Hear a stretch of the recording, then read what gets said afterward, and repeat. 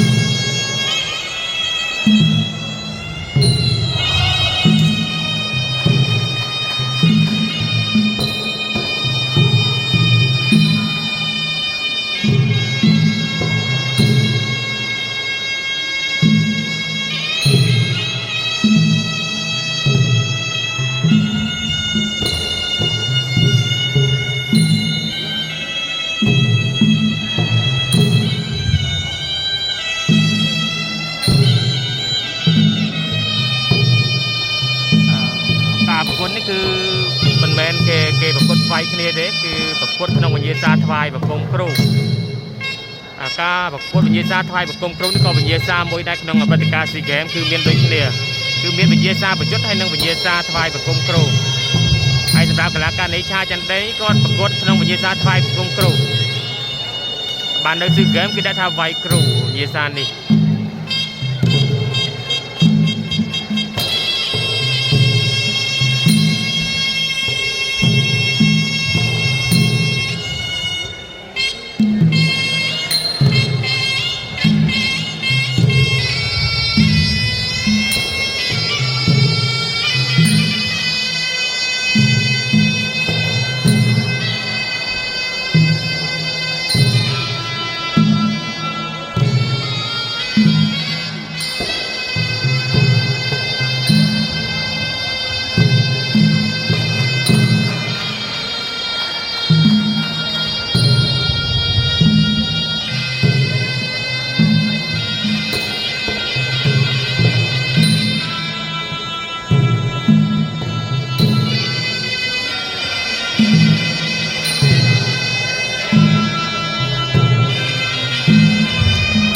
ជប់ពោះវិញ្ញាសាថ្វាយបង្គំគ្រូនេះកន្លងមកឃើញថាបណ្ដាប្រទេសផ្សេងដែលគាត់តែងតែរៀបចំគេដាក់បេក្ខភាពចូលរួមចំណិចប៉ុន្តែកម្ពុជាយើងគឺអត់ធ្លាប់មានបេក្ខភាពដាក់ចូលរួមទេជាក់ស្ដែងដោយការវៀតណាមគាត់ធ្វើជាម្ចាស់ផ្ទះហ្នឹងគឺ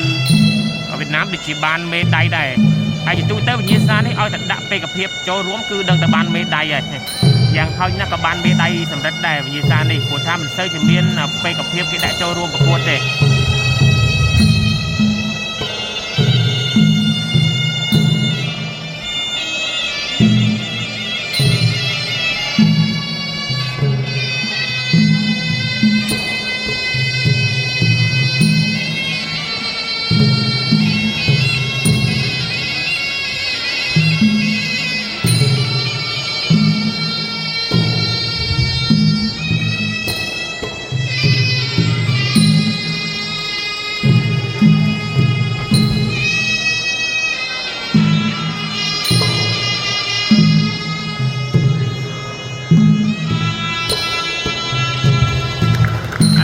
ឡាករនីបកគោខៀវឆាចាន់ដេនគាត់បានធ្វើការថ្វាយបង្គំគ្រូរួចហើយចាំមើលដៃគូរបស់គាត់